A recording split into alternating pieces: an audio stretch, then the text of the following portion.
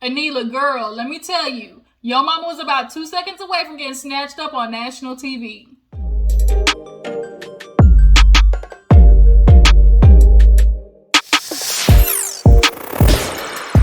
Y'all, what's up? Welcome back to my channel. Appreciate you for tuning in.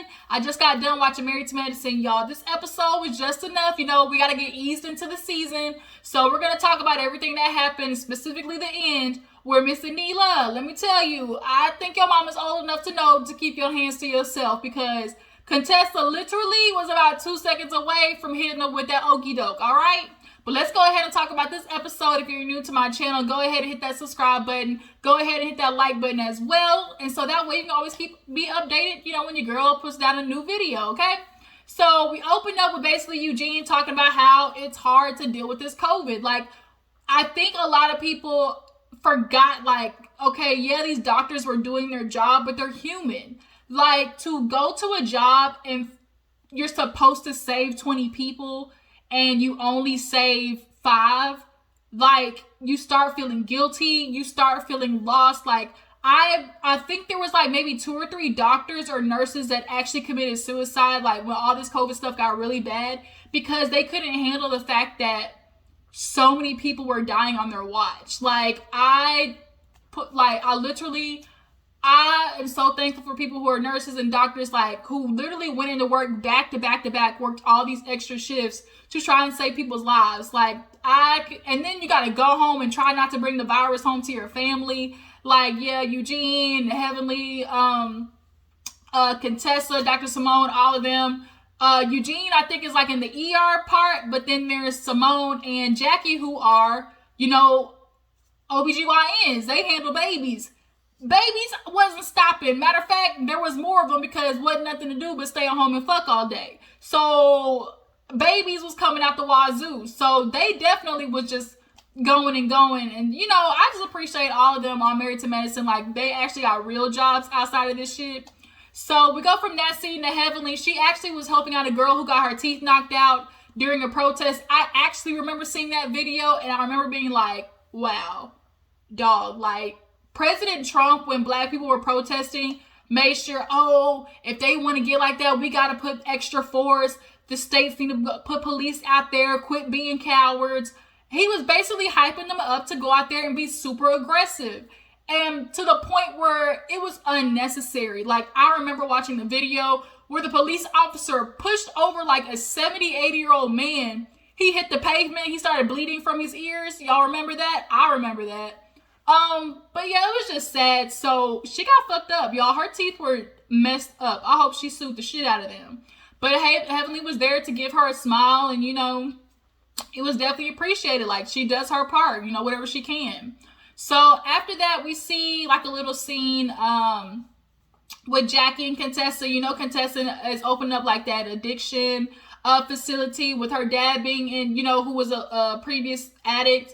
That's something she's very sensitive to, and she knows that she's been wanting to help people for.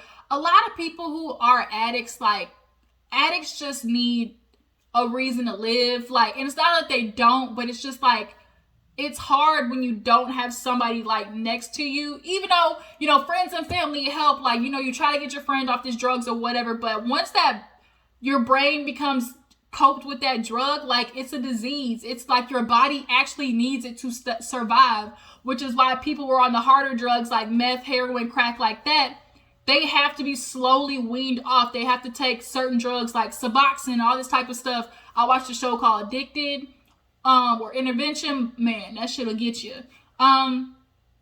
People just go through shit, y'all, and they sometimes get stuck and lost. And I can appreciate that, you know, Contessa is, you know, doing that.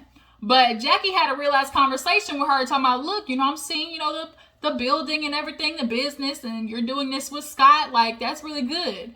But how are you, though? And she goes, you know, I'm not gonna lie, I'm a little disappointed about how he handled her going to college, or like going to get her degree and stuff. Now, they both agreed that Contessa was gonna do that, but Scott definitely was holding resentment, because I just think he was underestimating what taking care of, you know, men really trip me out. It's amazing how y'all would do a woman's job for damn near 20% of the time that she's actually doing the work, And all of a sudden becomes, oh my God, like I'm unappreciated. Oh my God, like I'm sitting here doing this stuff all day. Now Scott's sitting there making sly ass comments to his kids, talking about, oh, well, you know, mommy ain't here, and all types of shit. Men just really trip me out. Like, a woman's supposed to be able to put up with dealing all this shit all the time and not complain, but the minute you gotta do it for 3 days to a week, it's like all hell all hell cracks loose. Like, I just don't get it. And he was taking that shit on Contessa when y'all clearly both agreed that she was gonna do that. But nonetheless, there clearly is something going on that they need to get fixed. But Scott pulled out of therapy or, you know, counseling. Of course, black men, what are you gonna expect? Niggas, they just don't think they need any help.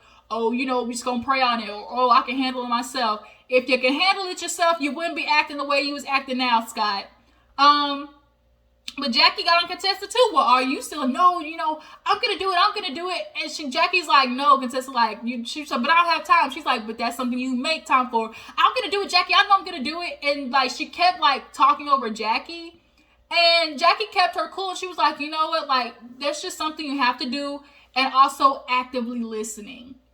You can definitely tell Contessa sometimes is just so wound up in something that she already knows to be the truth that she doesn't want to hear and get validated what she already knows.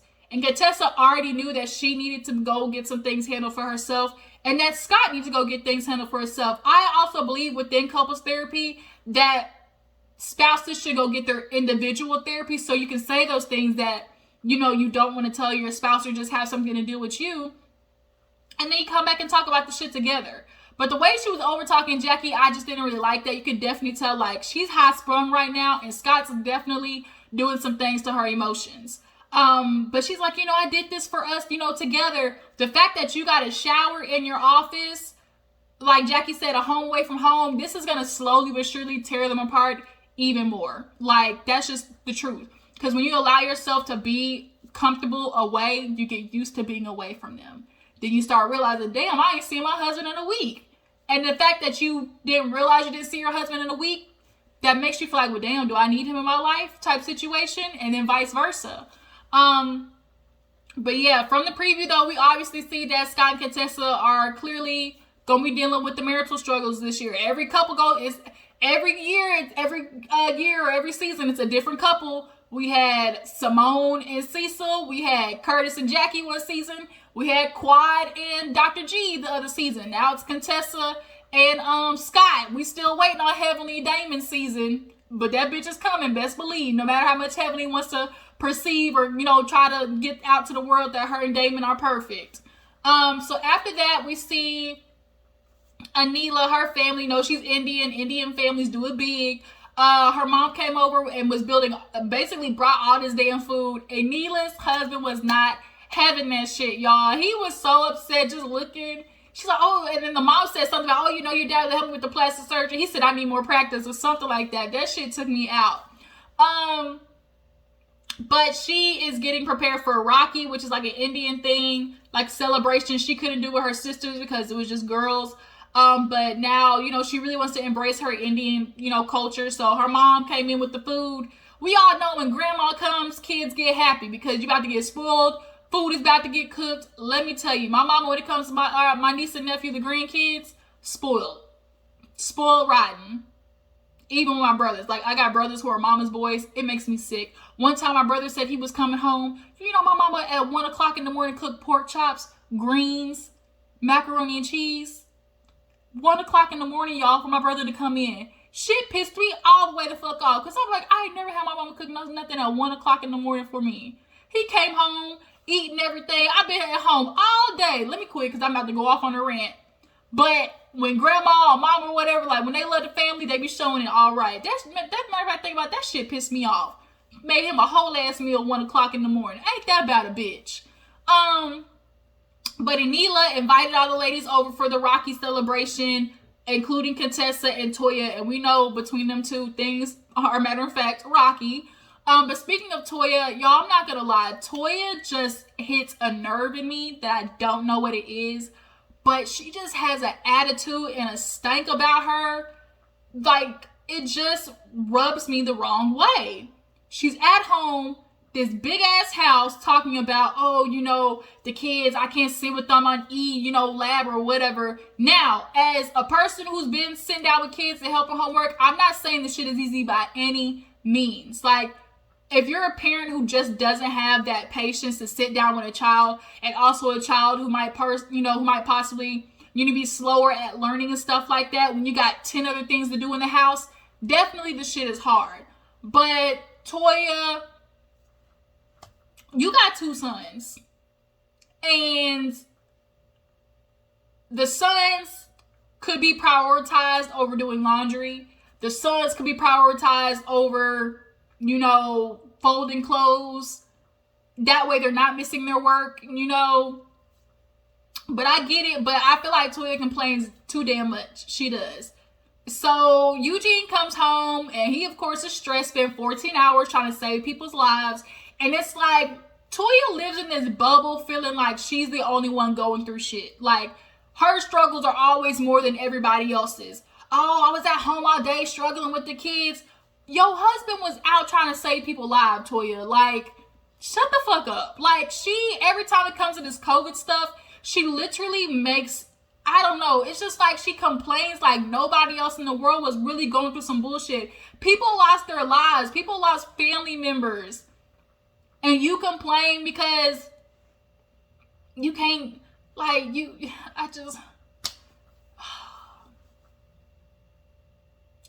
Toya is something about Toya. I do not know what it is. Y'all drop it in the comments. Am I the only one feeling it? Like, Toya's just so disrespectful. So she's like, oh, I've been here all day and I got 2 kids. Avery hasn't done his work. I got 1 child, 2 child. What about all these people with 5 childs? And Eugene said, you mean children? You mean 5 children? Don't you correct me in front of the kids. And it's like, bitch, you illiterate. You want to pass on that illiteracy to your kids? So the son made a joke. It was like, oh my God, 5 childs. Like, I think it is children, Mom. So she's like, you gonna turn my kids against me? So Eugene was like, Toya, you gotta understand, I'm not gonna always agree with you. Like, when somebody disagrees with Toya, it's like World War III. And especially with Eugene. Cause y'all remember that time she threw that biscuit at Eugene? Oh, I would've went the fuck off. She's like, shut up and eat a biscuit because he wasn't agreeing with her. She really does treat Eugene like ass, if you ask me. Now he working his fingers to the bone trying to keep up a lifestyle that you don't need, quite frankly. But she mad at him, basically talking about, oh, COVID this and COVID that, and I gotta stay at home and do all this and all that. Girl, people was homeless during COVID. People was getting evicted during COVID. People lost 3, 4, 5 family members during COVID. Toya, I don't want to hear it. Yes, it's hard, but this is something I do. When I'm going through hard days in life or I experience something and I'm just ready to be like, fuck it all and complain. And, I always ask myself, could it be harder? And if it could be, I shut the fuck up. Period. Could I be going through something harder than this right now? Yes, I could. So I'm going to be quiet because this is minimal compared to what other people deal with. Toya, what you deal with is minimal compared to what other people was dealing with in COVID. So moving from that, let's see. Quad old messy ass went over there to Heavenly's in her 3-story closet, which I ain't gonna lie, Quad said something very valid. Why you got a 3-story closet, Heavenly? Like, bitch, you ain't wearing none of the clothes. You don't really be out there for the fashions, like for the looks, like you're not known for that. You just taking up space. Like, the fuck? But they sit down and talk about everything. She's like, how's the group? And she's like, girl, Toya is on one. She been real snippy lately, which she has. She's been really at everybody's throat, okay? And Quad's like, well, she been good with me. She like, you sure? She was like, well, yeah. She was like, well, check this video out. Quad looked at it and Toya was going to town on her. Quad said, no, she didn't. Oh, she need to know I know everything about her house. She was the one to come after me after everything I really know about her. Because I know all her tea, how she had to beg, borrow, and steal. And in that order, Mama D, in that order, beg, borrow, and steal to get that house that she's in. She's like, I know for a fact that she took out a personal loan for $100,000 to get that motherfucking pool. I said, and okay. I was like, not $100,000 for a pool. for a pool, Toya? If this is true, drop it on the comments. Do y'all think this shit is true? Do you guys think that Toya is knee-deep trying to build this house? Because y'all do know that she said on Watch What Happens Live or before, like, it was up for sale because a lot of houses in the area were getting, you know, really good deals. They were getting, like, a lot of profit. Now, it would make sense, though. Like, okay, let's sell this house for more. Pay off the debt, you know, that the house costs. You know, she ain't got no problem working Eugene to the bone. So she can keep up this lifestyle of the lavish because she got to play tennis for 2 to 3 hours a day and all types of shit. And Toya really just honestly makes me sick. Like, something about her does need to be validated about what she has. I don't know what it is. I don't know how was her childhood. Like, can we get an Iyanla Vanzant episode? Can we figure out her childhood?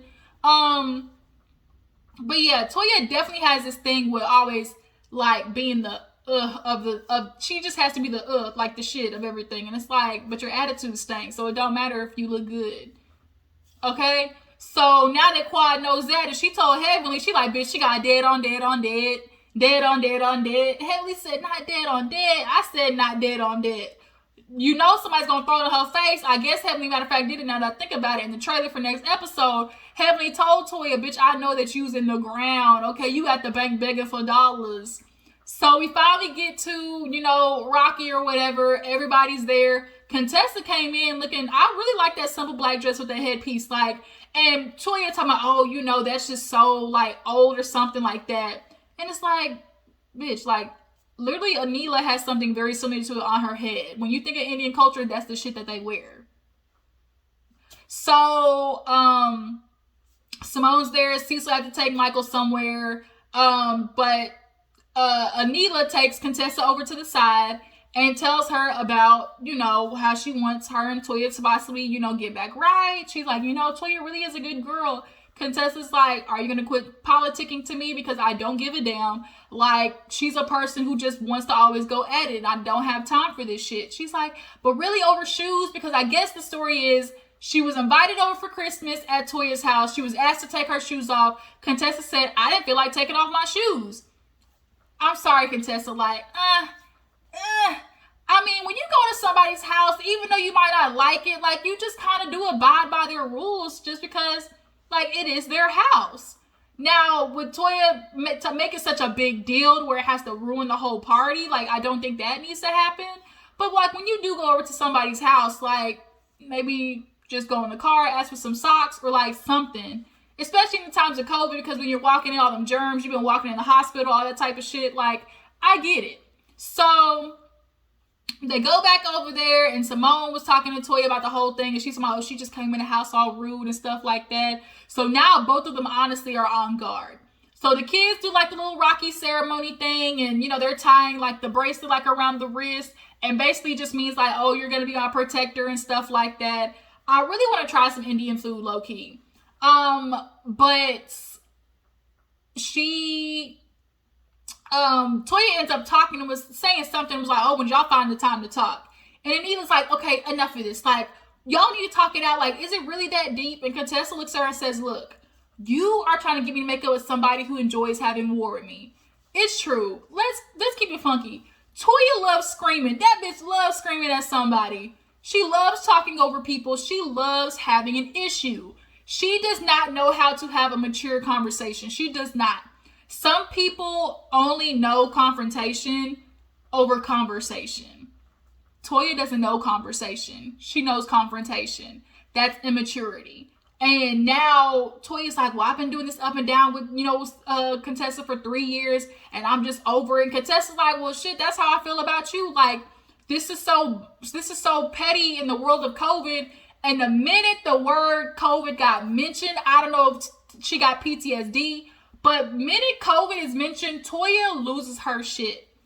I'm so sick of people bringing up COVID. I lived through COVID. And it's like, ma'am, what she's saying is real. Like, in this world of COVID, if you don't sit back and really think about the shit that you have and the things that you should be thankful for, and how some petty shit like taking off a shoe, but I've been through COVID. Contessa, you need to know something. Contessa's trying to talk, so now Toya's getting louder. Contessa's like, you want to have a problem. I'm not doing this. Like, I have to deal with people dying every day. My husband's an ER surgeon. You think he doesn't? Like, I deal with this shit, Contessa. No, you don't, Toya. You don't. You do not deal with shit, but at home, deal with your husband coming home being tired. Yes, but that is totally different from being an actual doctor, being responsible for people's lives. And when they die, you got to move on like you didn't just try to save this person for 3 damn hours all day. You don't deal with that, Toya. This is why I have a problem with Toya. It's like she makes like her problems bigger than what they are. And when people don't feed into her issue being as big as she feels it is, it's a problem. I'm sorry, Toya. No, you do not experience what Contessa and Eugene go through. So to her, COVID is making her realize a lot of shit. But of course, for you, it's just COVID. Toya pisses me off. So now Contessa's like, I'm done. I've had it. Appreciate you. If you want to be my friend, hit me up, bitch. I'm out. So now, Contessa tries to get up and he's like, no, wait a minute. And she's like, I'm going. And the mama out of nowhere, she starts bear hugging y'all, Contessa. And Contessa had to be like, ma'am, I don't know you. You're somebody's mom, but I'm strong. So if I snatch away from you, bitch, you gonna get hurt. So now Toya's over there looking like, oh, this is what you want to do. You got dressed, got your kids together and everything for this. And so now Contessa's leaving. She's like, I'm not going to argue with someone. This shit is petty. Like, I'm not doing it. Toya enjoys having a problem with people. Like, that's just the truth. That's how I feel about the situation. So now Contessa's going off and now Neela low-key is trying to make her leaving a problem. Oh, is that how she really gonna leave my event? Like, I can't believe that. Why would she leave my event like that? That's just so disrespectful. I get it, Anila. You're trying to make your spot. You're trying to have your moment. But I'm going to need you to go about it just slightly different because I don't think getting into it, Contessa, is really what you want, bitch. I'm just going to let you know that right now. So now, Anila is sitting down. She's like, I just don't get it. Like, what? You know, people can get over, like, it's just shoes, right? Eugene had to be like, they don't like each other, bitch. Like, Eugene had to really be like, they don't like each other, and it's okay, Anila. So then that's where the episode ended. It really wasn't too much this episode, but next week, oh yeah, we picking back up. But y'all tell me how y'all feel about Anila, you know, with this episode. Do y'all feel like her mama should have got knocked out, should have got hands put on her? We know her mama shouldn't have got knocked out, but damn it, she was close. How do you guys feel about Toya? Like, I don't know what it is about Toya, but it's really irking me. Do you feel like Contessa and Toya could ever make up? Or should they make up? Who knows? But I appreciate y'all for tuning in. Y'all know what y'all gotta do. Like, subscribe, tag, all that good shit. I will see you guys in the next video. Deuces.